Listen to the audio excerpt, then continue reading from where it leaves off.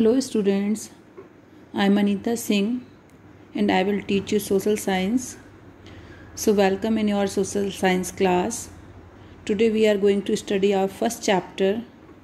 Name is our environment, हमारा पर्यावरण. Okay, so let's start.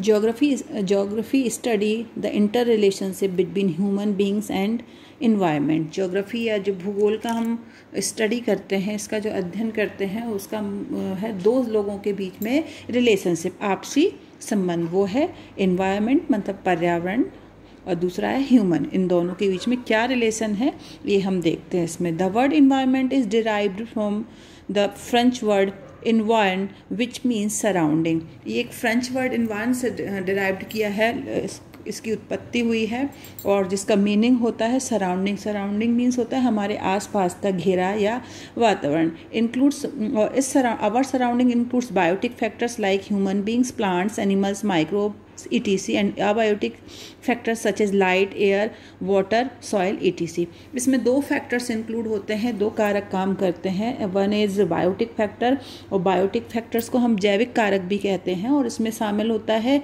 मनुष्य, प्लांट्स होते हैं, एनिमल्स होते हैं, छोटे छोटे लिविंग ऑर्गेनिज्म होते हैं.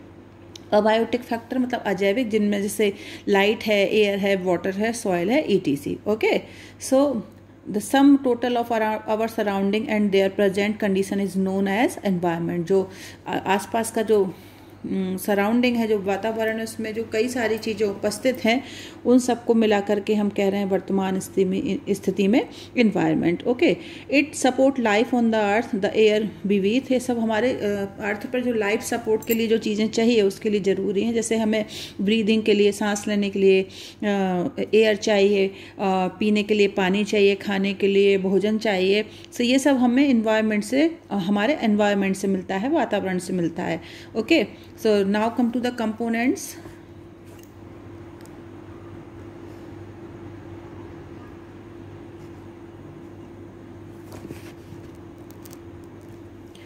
Okay, so our surrounding can be divided into two main components, natural and made. दो components में बांटा है इसको अपने सराउंडिंग में जो दो चीज़ें मिलती हैं.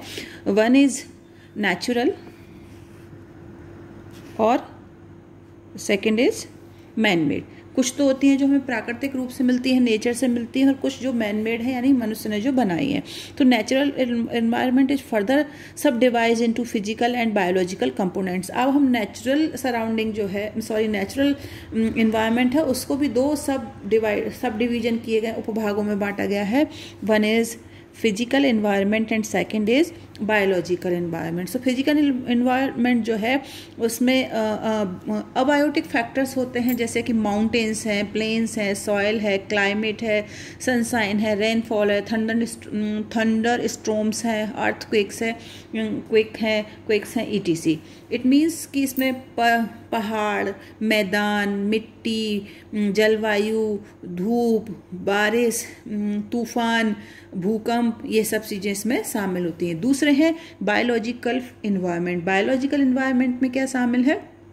बायोलॉजिकल से मतलब जैविक इन्वायरमेंट से है, जिसमें लिविंग ऑर्गेनिज्म शामिल होते हैं, उसे हम कह रहे हैं biological environment. It means all type of plants, सभी तरह के plants, animal, human being also part from the biological environment, also known as the biotic environment. इसे हम बायोटिक इन्वायरमेंट भी कह सकते हैं और बायोलॉजिकल इन्वायरमेंट भी कहते हैं. ओके, सो अब ये कंप्लीट हुआ. अब आते हैं हम domains of physical environment. Physical environment जो है उसके क्या क्या भाग हैं, कितने डोमेन्स हैं, सो देखते हैं. Our physical environment is broadly categorized into 4 domains. 4 मंडलों में, पार्टों में इसको बांटा गया. ऑल्सो कॉल्ड रीलम एंड और स्फीयर. इनको रीलम और स्फीयर्स भी कहा जाता है. ओके, सो कौन कौन से हैं ये हम नीचे वाली लाइन में आप देखेंगे. जो 4 डोमेन्स हैं उनके नाम हम देखेंगे. Sorry,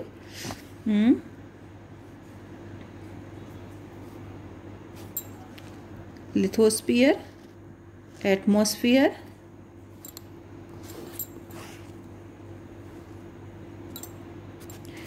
this is hydrosphere and biosphere. अब हम इनको वन बाय वन एक एक करके डिटेल में पढ़ेंगे अपनी नेक्स्ट स्लाइड में। ओके,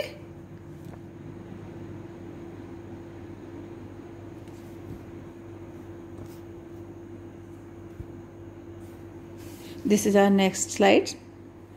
ओके, सो अब इसमें हम पढ़ेंगे सबसे पहले लिथोस्फीयर को, कि लिथोस्फीयर है क्या। Okay, so lithosphere, lithos means होता है stone. What is the meaning of lithos? यहाँ पे आप देख रहे होंगे,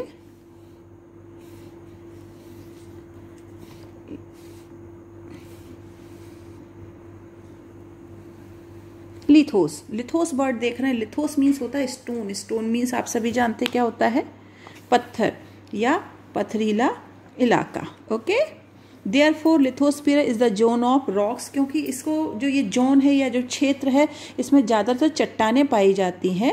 it is a part of the earth comprising rocks and terrains. ये जो इसमें जो पाई जाती हैं वो चट्टानें होती हैं, और टेरेंस मीन्स होता है भूखंड या क्षेत्र। तो जो भूखंड मतलब जमीन वाली स्थिति जो होती है, तो इसमें भूखंड और रॉक्स पाए जाते हैं। Okay, it extend over continent as well as ocean basin. ये पूरे कॉन्टिनेंट में भी फैले होने, महाद्वीप में भी फैले होने के साथ साथ ये ओशियन बेसिन तक, मतलब समुद्र की तलहटी तक ये फैला हुआ है। ठीक है, और वी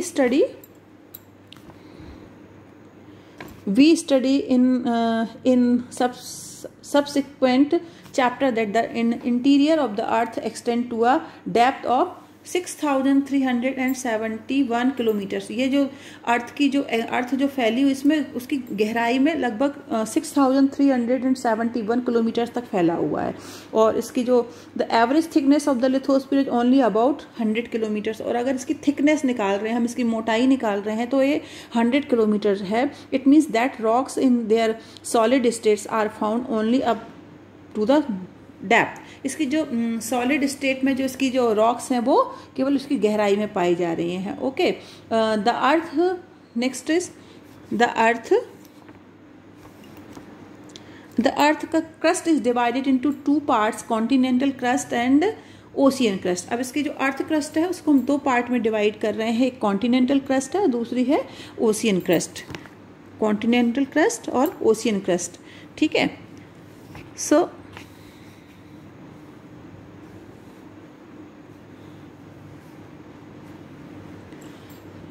जो कॉन्टिनेंटल क्रस्ट है उसमें जो ग्रेनाइट रॉक्स हैं, जिसमें सिलिका और एल्यूमिनियम और पाया जाता है। और सियाल लेयर जो है वो भी माउंटेन्स एंड प्लेट्यू में पाई जाती है। This layer extend to an average depth लगभग 35 किलोमीटर तक फैली हुई है, but this could be 60 to 70 kilometre thick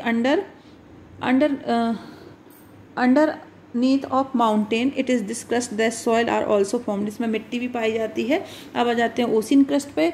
इसमें रॉक्स के साथ रॉक्स पाई जाती हैं, जिनमें सिलिका मैग्नीशियम पाया जाता है। इसे हम सीमा कहते हैं इसीलिए, क्योंकि सिलिका ऊपर हमने देखा सियाल, तो Si4 और एल्यूमिनियम तो SiAl, it mean sial. Here it is Si, इसका हम देखते हैं, इसका हम SI ले रहे हैं, इट मीन SiC और Ma मा। सो इट्स कॉल्ड, यहाँ हम देखेंगे, हमें एक वर्ड दिखाई दे रहा है,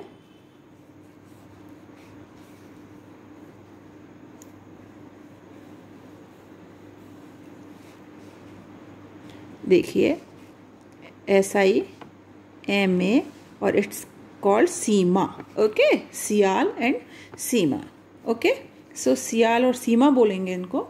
और ये भी अर्थ में 4 to 7 किलोमीटर थिक है ये, और यहाँ पर कोई सॉइल नहीं पाई जाती है। दूसरे पार्ट में हम आते हैं, इसी में हम पढ़ते lithosphere provide the base on which the all human activities take place. ये एक लिथोस्फीयर जो है एक बेस, एक आधार देता है जिसपे सारी ह्यूमन एक्टिविटीज़ होती हैं। जैसे दिस इंक्लूड सॉइल, इसमें सॉइल शामिल है जो वाइटल एग्रीकल्चर के लिए बहुत ज़रूरी है, वाइटल रोल प्ले करती है। It is also the source of minerals including fossil fuel also. इनमें जो मिनरल्स हैं, जो खनिज पदार्थ पाए जाते हैं, वो इसी लेयर में पाए जाते हैं। और इसमें फॉसिल फ्यूल मतलब जैविक फ्यूल्स भी, जीवाश्म ईंधन जिसे बोलते हैं, वो भी इसी में पाए जाते हैं। नेक्स्ट हम यहाँ पर पढ़ेंगे एटमॉस्फेयर। अभी हमने पढ़ा लिथोस्फीयर और अब हम जानेंगे कि एटमॉस्फेयर क्या है। तो इसको एक तरीके से अर्थ का ब्लैंकेट कहा जाता है। जो air the thin blanket of air around the earth is called the atmosphere. एक ब्लैंकेट, पतला सा ब्लैंकेट है जो एयर फॉर्म में चारों तरफ बना हुआ है अर्थ के। It is several layer and is very dynamic in nature. इसमें कई सारी परतें होती हैं। As well as study air is mixture of gases. इसमें जो एयर है उसमें कई सारी गैसेस का मिक्सचर होता है। Two main gases the comprise the atmosphere are nitrogen और ऑक्सीजन। लेकिन इसमें जो सबसे इंपॉर्टेंट गैसेस हैं वो है नाइट्रोजन और oxygen. Okay, both are crucial to life on the earth. जो क्योंकि जो पृथ्वी पर जीवन के लिए दोनों ही गैसें बहुत ही बहुत जरूरी हैं। Living things breathe air and also depend on it for growth. Living things जो होती हैं वो सांस लेती हैं और उनकी ग्रोथ भी जरूरी है। Several other process also operate in the atmosphere. कई सारी प्रोसेस और भी हैं जो उसमें होती हैं। जैसे फॉर एग्जांपल हम ले रहे हैं यहाँ पर फोटोसिंथेसिस को। किसको ले रहे हैं हम? फोटोसिंथेसिस को। आप यहाँ देखेंगे कि हम फॉर एग्जांपल यहाँ पर हम ले रहे हैं फोटोसिंथेसिस है, प्रेसिपिटेशन है। यहाँ पर देखेंगे तो यहाँ वेदरिंग है। ठीक है, ये क्या होता है मैं आपको बता रही हूँ। जैसे photosynthesis which makes oxygen available in the atmosphere. ठीक है, फोटोसिंथेसिस की जो प्रोसेस होती है उसमें जो प्लांट्स हैं वो कार्बन डाइऑक्साइड लेते हैं, अपना फूड प्रिपेयर करते हैं in the presence of sunlight and oxygen, और फिर बदले में ऑक्सीजन हमें देते हैं। ओके, सो इसी तरीके से तो ये प्रोसेस के लिए ऑक्सीजन हमें मिल रही। दूसरा है weathering which is responsible for soil information. जो मौसम बदलते हैं उससे जो सॉइल इन्फॉर्मेशन होता है, मिट्टी जो बनती है उसमें। Precipitation which makes water available on land. Precipitation means होता है वर्षण या वर्षा का जल, मतलब ऊपर से जल की बूंदें नीचे जमीन पर गिरना, इसको हम कहते हैं वर्षण या precipitation. So which makes water available on the. इस प्रेसिपिटेशन की प्रोसेस के थ्रू ही पानी जमीन पर आता है, धरती पर आता है। तो ये जितनी मुख्य क्रियाएं हैं सब एटमॉस्फेयर में हो रही। The atmosphere has temperature and weight. Temperature and weight, इसमें तापमान होता है, भार होता है। It is held in place close to the earth's surface by its own weight and also the force of gravity। इसका अपना भार है और ग्रेविटी है, गुरुत्वाकर्षण है, जिसके कारण ये बना हुआ है। It's perform several function. बहुत सारे फंक्शन होते हैं, जैसे कि it protect life on the earth from space debris of certain harmful rays from the sun. जो ये लेयर है एटमॉस्फेयर, मैंने बताया कि पतली थिन लेयर है, ब्लैंकेट की तरह है। ये जो हार्मफुल रेज होती हैं जो हमारे रेडिएशंस के थ्रू में, लाइक अल्ट्रा वायलेट रेज और गामा रेज, बीटा रेज, इन सब से हमको बचाती है, वहीं की वहीं उनको रोक लेती है, एब्जॉर्ब करके रेडिएशन से बचाती है। दूसरा, moderate heat and cold on earth. ये तो ना तो ज़्यादा अर्थ को ठंडा होने देती है और ना ही ज़्यादा गर्म होने देती है। It enable to us to hear sound because air also act as a medium. ये चूंकि साउंड को चलने के लिए एक मीडियम की ज़रूरत होती है, तो एयर एक मीडियम की तरह काम करती है, तो इससे हमें सुनने में भी मदद मिलती है। ठीक है, इसके अलावा हम देखेंगे the movement of air is called atmospheric circulation. जो इसका मूवमेंट होता है एयर का, उसको हम वातावरणीय बहाव भी कह सकते हैं या एटमॉस्फेरिक सर्कुलेशन कहते हैं।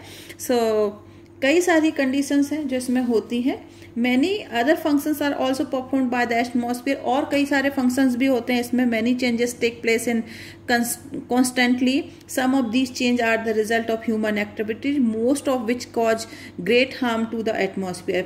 कई सारे चेंजेस भी होते हैं इसमें, लगातार हो रहे हैं। जैसे कुछ तो ह्यूमन एक्टिविटी का रिजल्ट है और जिससे जो इसको एटमॉस्फेयर को हार्म भी, नुकसान भी पहुंच रहा है। It is very duty to protect this the envelope of air around the earth. इसलिए हमारी ड्यूटी बनती है, हमारा कर्तव्य बनता है कि ये जो घेरा है या जो हमारे चारों धरती के चारों ओर जो एटमॉस्फेयर नाम का जो घेरा है, हम इसे बचाकर रखें और इसको नुकसान ना पहुंचाएं। Okay, now come to the next slide.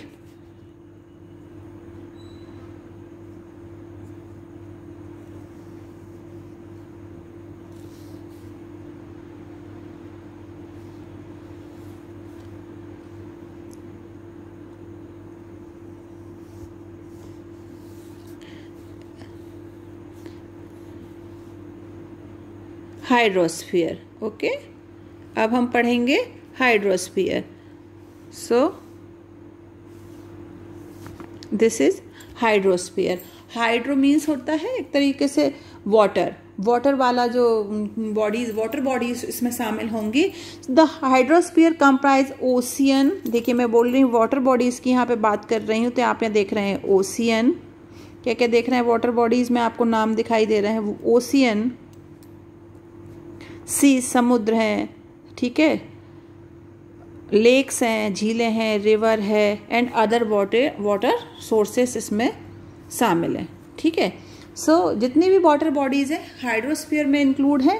It has great important of its own, इनकी अपने आप में एक अलग ही महत्व है। These water bodies are quite necessary for the existence of life on the earth. जितनी भी वाटर बॉडीज हैं या जो पानी वाली जगह है जिनसे हमें पानी जल मिल रहा है, ये धरती पर जीवन बनाए रखने के लिए बहुत ज़रूरी है, क्योंकि आप जानते हैं कि बिना पानी के धरती पर जीवन संभव नहीं है, because without water life is quite impossible. बिना पानी के जीवन संभव नहीं है। Plants, animal, human beings can not survive without water. ये सब चाहे वो प्लांट्स हो, एनिमल हो या ह्यूमन बींग्स हैं, कोई भी बिना वाटर के सर्वाइव नहीं कर सकता, जीवित नहीं रह सकता। It is also a source of rain and chief agent of cooling the atmosphere. Moreover then river, lakes and seas provide us enough of food like fish. All these water bodies also help in marine activities and promote trade। देखिए इसके अलावा ये पानी को एक agent की तरह काम करते हैं। देखिए वेपर फॉर्म में, चाहे वो झील हो, चाहे वो रिवर हो, लेक्स हो, पॉन्ड हो या ओशियन हो, इन सभी से वेपर फॉर्म में पानी ऊपर उठता है और कंडेंस होने के और बादलों की तरफ जाता है, और कंडेंस होने के बाद यही पानी नीचे की तरफ आता है। तो ये वाटर, और इससे क्या होता है, जब ये ऊपर उठता है और वहाँ ठंडा होता है जाके ऊपर की तरफ जाके, तो ये एटमॉस्फेयर को जो है ठंडा बनाए रखता है। इसी के साथ साथ जो रिवर, लेक्स और सीज हैं, यहाँ पर फूड भी मिलता है। फूड कैसे मिलता है, क्योंकि यहाँ फिशेस पाई जाती हैं और जो कि फूड की तरह काम करती, खाने की तरह काम किए जाते हैं। और इससे जो ये जो वाटर बॉडीज हैं, जो मराइन एक्टिविटीज जो इसमें होती हैं, समुद्री गतिविधियां हैं, वो व्यापार को भी बढ़ावा देती हैं एक तरह से। Ocean perform the following function, क्या क्या, तो provide a link to land mass और कॉन्टिनेंट और लैंड मास को जोड़ते हैं। Much the water of the fall in as rains, snow, etc land comes from the ocean. जो भी पानी बरसता है या स्नो होती है वो ओशियन के थ्रू होती है। मैंने आपको बताया कंडेंसेशन होता है। All water following streams, river on और that which is stored in lakes और underground is made available for precipitation. वर्षण की जो प्रक्रिया मैं आपको बता रही हूँ, प्रेसिपिटेशन मीन्स वर्षा होना, मतलब वो जल का ऊपर जलवाष्प बन के वेपर्स फॉर्म में ऊपर जाना और फिर कंडेंस्ड होकर उसको ठंडा होकर नीचे की तरफ गिरना। ओशियन प्रोवाइडर्स फूड, इसके mineral oil and gas and are use for navigation. इसके अलावा जो ओशियन से हमें फूड मिलता है, जैसे मैंने बताया आपको कि फिशेस रहती हैं, वहाँ फिशेस का लोग एज अ फूड इस्तेमाल करते हैं। और भी सारे कई मिनरल्स मिलते हैं हमें, खनिज मिलते हैं वहाँ से। इसके अलावा मिनरल ऑयल मिलते हैं, गैसेस मिलती हैं, ये सब हमें। और नेविगेशन मतलब नेवी को भी मदद करते हैं, वहां पे जहाज आते जाते हैं। Okay, now come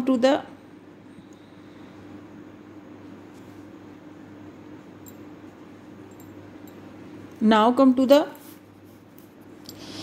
next sphere. This is called biosphere. Okay, biosphere. Okay, so biosphere is the domain of all living organism. Biosphere वो वाला मंडल है या वो वाला डोमेन है या वो वाली जगह है जहाँ पर सारे लिविंग ऑर्गेनिज्म, मतलब प्लांट्स हैं, एनिमल्स है, ह्यूमन बीइंग है, सब यहाँ पर रहते हैं। It is the combination of zone where the atmosphere, lithosphere and hydrosphere interact. ये वो वाला जोन है जहाँ पर लिथोस्फीयर, एटमॉस्फेयर और हाइड्रोस्फीयर तीनों ही मिलते हैं। देखिए अब मैंने आपको पहले वाली स्लाइड में आपको वापस ले जाती हूँ, वहाँ पर एक आपको ये बड़ा सा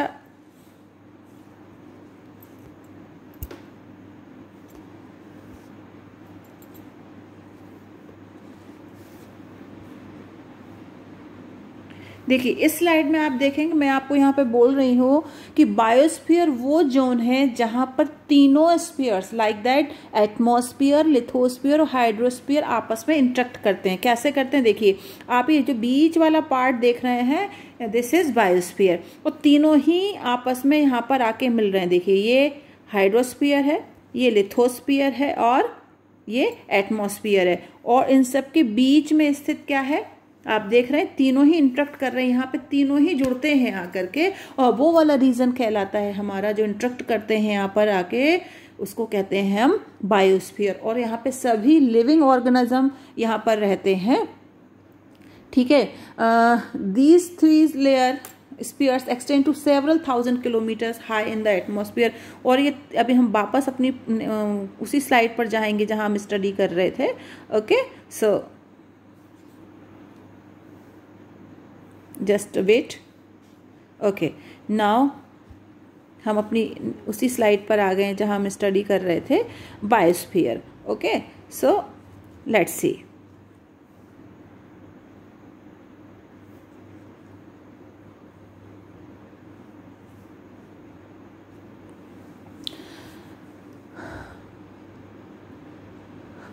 The domain of life extend only a few kilometers a vertical direction in the atmosphere। ये कुछ few kilometers vertical direction में फैला हुआ है, और as well as deep into the earth, और अर्थ में ये काफ़ी गहरा है। This zone of interaction which contain all terrestrial life from is known as biosphere. सभी तरह का जीवन यहाँ पर है।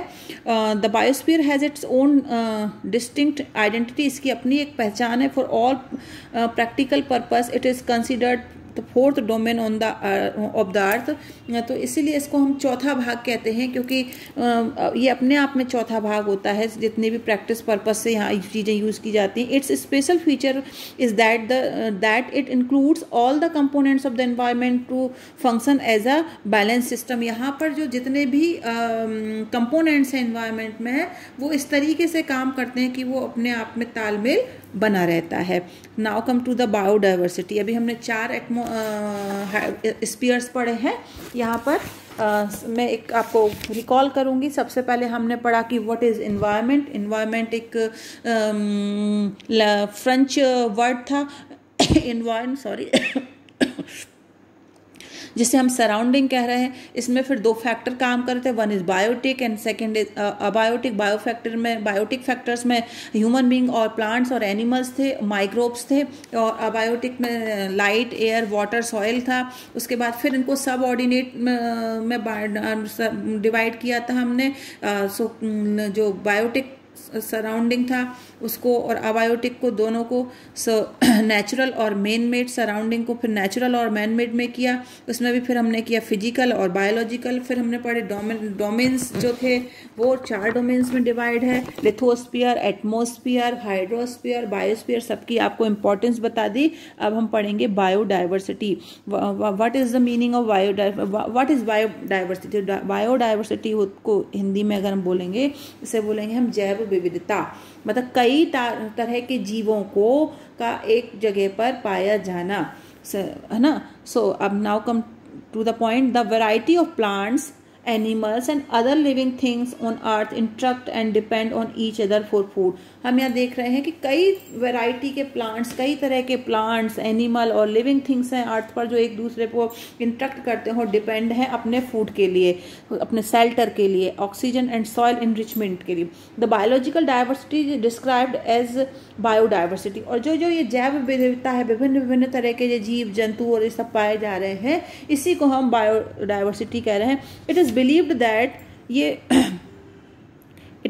That sorry, now come to the next page. It is believed that about 3 billion years ago the first single cell creature appeared in the primordial soup, है ना। एक सिंगल सेल बनी थी, उसके बाद लाइफ एंशियंट सी बना। With the passage of time निकलता गया, और फिर some better adapted finally climbed out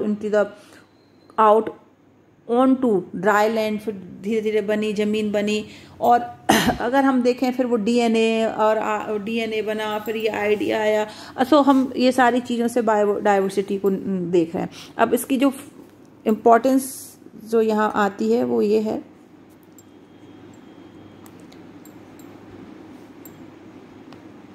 ये देखिए आप यहाँ पर, a group of organism having the greatest natural resembles and which are the able to reproduce, grow and adapt, it is called species। कई सारे ऑर्गेनिज्म के ग्रुप बनते हैं जो कि म्यूचुअल रिसेम्बलेंस करते हैं आपस में, एबल टू रिप्रोड्यूस, और जो रिप्रोड्यूस करते हैं और ग्रो करते हैं, बढ़ते हैं, एडप्ट करते हैं, और इन सबको हम कह रहे हैं species. It is the basic indicator for knowing the condition of our biological environment. ये हमारे बायोलॉजिकल इन्वायरमेंट को जानने की बेसिक कंडीशन है। The diversification process is responsible for diversity. जो डाइवर्सिफिकेशन की जो प्रोसेस है वो डाइवर्सिटी पर डिपेंड कर रही है। Man is a part of this biodiversity, और मनुष्य भी इस बायोडाइवर्सिटी का एक पार्ट ही है। अब हम पढ़ते हैं, एक हमने पढ़ा था आगे कि नेचुरल इन्वायरमेंट, और दूसरा है man made environment. Natural environment में हमने क्या पढ़ा था, सनलाइट है, एयर है, वाटर है, ये this is a part of natural environment. और अब हम यहाँ पर देख रहे हैं मैन मेड इन्वायरमेंट। तो मैन मेड मतलब जो मनुष्य के द्वारा जो इन्वायरमेंट तैयार किया गया है। Man has made many contribution to the environment, कई सारा योगदान दिया है मैन मेड इन्वायरमेंट में। जो मेन इसके कैरेक्टरिस्टिक हैं तो include man made structure, like देखो हम लोगों ने क्या क्या बना है, बिल्डिंग है, रोड्स हैं, डैम है, ब्रिजेस हैं, गार्डन्स हैं, एग्रीकल्चर है, और फील्ड्स हैं, कैनल्स हैं, ये सब किसने बनाया, मैन मेड। दूसरा, it does not have any living components. Man made जो इन्वायरमेंट है उसमें कोई लिविंग और कंपोनेंट शामिल नहीं होता है, और it exist the backdrop of the physical environment, और इसका कुछ बैकड्रॉप भी होता है जो फिजिकल एनवायरनमेंट होता है उसके लिए। Man made environment comprises of the environment which has been created by man himself for the purpose of fulfilling his needs। जो मनुष्य ने जितनी भी चीज़ें बनाई हैं जिसे हम मैन मेड एनवायरनमेंट कह रहे हैं वो अपनी ज़रूरतों को फुलफिल करने के लिए, पूरा करने के लिए बनाई है। In order to make life more convenient and easy, ताकि उनकी जो लाइफ है वो बहुत ज़्यादा आसान बन जाए। Man made environment is also part of our scientific and development strategy. Man made जो एनवायरनमेंट है वो हमारी वैज्ञानिक सोच और नीति का भी एक परिणाम है। अब ये सारी चीज़ें हमने पढ़ ली। अब क्वेश्चन आता है कि जो एनवायरनमेंट है उसको हम कैसे प्रोटेक्ट करें। सो how to protect our environment? So protecting our environment, next point is protecting our environment. The lives and activities of people are greatly influenced by the condition of environment। जो जीवन है, lives है, और जो हमारी गतिविधियां हैं वो सब वातावरण की जो शर्तें हैं, एनवायरनमेंट की जो शर्तें हैं उससे प्रभावित होती हैं। The environment is our basic life support system. जो वातावरण हमारा लाइफ सपोर्ट सिस्टम एक आधार है। It should be protected for the following reason. हम किन कारणों से हमें इसको प्रोटेक्ट करना चाहिए, प्रोटेक्टेड करना चाहिए, बचाना चाहिए। Number 1, interaction and interdependence. ठीक है, वन इज इंटरएक्शन, कैसे हम इनसे इंटरेक्ट करें और इन पर कैसे हमारी इंटरडिपेंडेंस, आपसी निर्भरता जो है। There is a constant point first, there is a constant and continuous interaction and interdependent between the component of our environment। सारे जो घटक है environment के सभी आपस में एक दूसरे पर निर्भर करते हैं। This is especially true in the context of the biological environment, और ये सही भी है biological environment में हम देखें तो। resources for living, जीने का एक तरीके से our environment make resources available for living such as air, water, nutrient, habitats etc। जीने के लिए जिन resources की ज़रूरत है वो सारे यहाँ पर हमको मिल रहे हैं, जैसे कि पानी की ज़रूरत है, हवा की ज़रूरत है, पोषक तत्वों की ज़रूरत है, हमें रहने के लिए आवासों की ज़रूरत है, ये सारी चीज़ें। तीसरी है प्रोसेस कैसे करें। We would notice many process, we would notice many processes taking place around us continuously if we keenly observe our environment. हमने कई सारी प्रोसेस देखी हैं हमारे चारों तरफ। Some of these process are formation of soil and photosynthesis there which plants give us oxygen in the atmosphere. In the presence of sunlight the very oxygen that we breathe। जैसे एक process हम देखते हैं हमारे चारों तरफ photosynthesis की है, जिसमें फोटोसिंथेसिस अपना फूड प्रिपेयर करते हैं, हमें बदले में ऑक्सीजन देते हैं और सनलाइट लेते हैं, और जो कि इस ऑक्सीजन को हम ब्रीथ करते हैं, सांस में लेते हैं। Fresh water also comes out of these process, इसके हमें फ्रेश वाटर भी मिलता है। नेक्स्ट स्लाइड में हम देख रहे हैं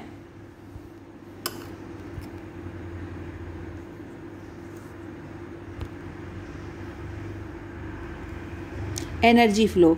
energy flow in the solar system. देखिए हम इससे पहले की क्लासों में अपना सोलार सिस्टम भी पढ़ चुके हैं, सूर्य परिवार भी पढ़ चुके हैं। The sun is the only source of energy. जैसा कि हम जानते हैं कि एनर्जी का एकमात्र नेचुरल सोर्स जो है वो सन है। Energy flow take place from one place to another. Energy जो है, जो ऊर्जा जो है वो एक जगह से दूसरी जगह बढ़ती चली आ रही है। A part of this energy is absorbed by us through the food we eat, the air we breathe and the water we drink. और जो ये एनर्जी है ये कैसे एब्जॉर्ब हो रही है? फूड फॉर्म में जो हम खा रहे हैं, सांस जो हम ले रहे हैं, वाटर जो हम पी रहे हैं। सो differential heating.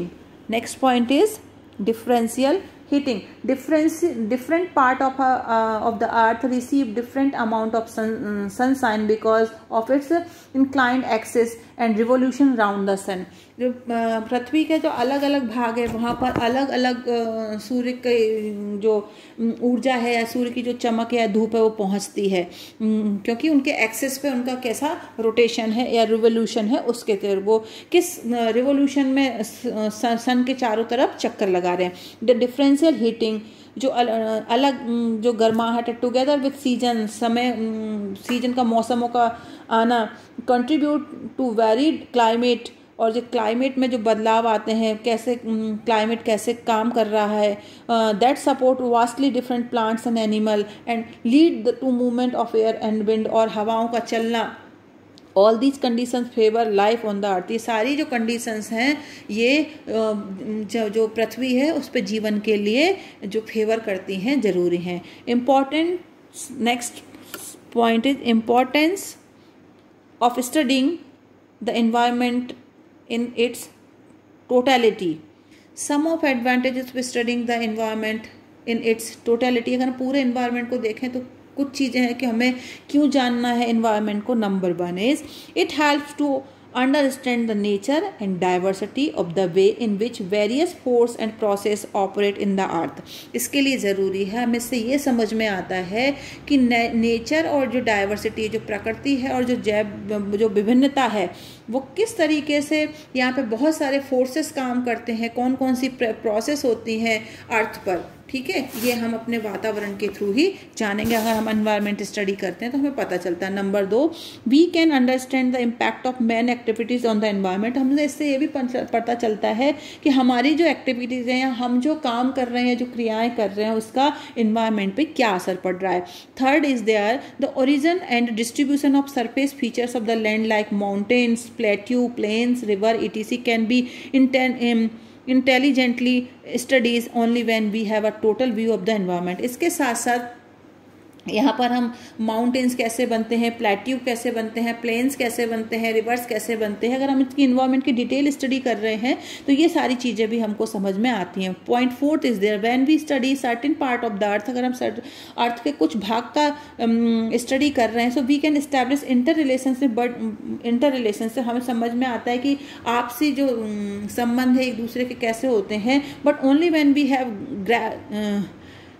grasped the totality of the environment, there it is clear that for proper understanding of the man environment relationship we first need to study the environment in its totality। अगर हमें मनुष्य और environment के बीच के relation को जानना है तो सबसे पहले हमें पूरे environment की स्टडी करना ज़रूरी होगी। सो यहाँ पे कुछ की टर्म्स दी गई हैं, देखेंगे आप। Physical environment, our natural surrounding that includes non living element such as land, water and air.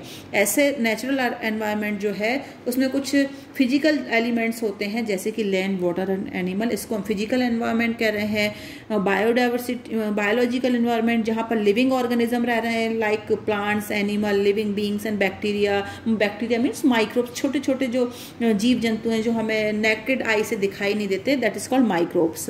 So next is biodiversity, the wide range of species living on the अर्थ। हजारों तरह की जीव जातियाँ, चाहे वो पौधों की जातियाँ हों चाहे जंतुओं की जातियाँ हों, वो अर्थ पर रह रही हैं और इनका हम इसमें अध्ययन करते हैं, इनको पढ़ते हैं। सो आज ये चैप्टर आपका कंप्लीट हो गया। नेक्स्ट वीडियो में मैं आपको इसके क्वेश्चन आंसर दूंगी। तब तक के लिए इसको अपनी बुक ओपन करिए, जो भी मैंने पढ़ाया उसको समझने की कोशिश करिए, और ठीक है उसके बाद मैं आपको कुछ क्वेश्चन आंसर चैप्टर्स के बताऊंगी, उसको अपनी नोटबुक में आपको नोट करना है। Till then bye.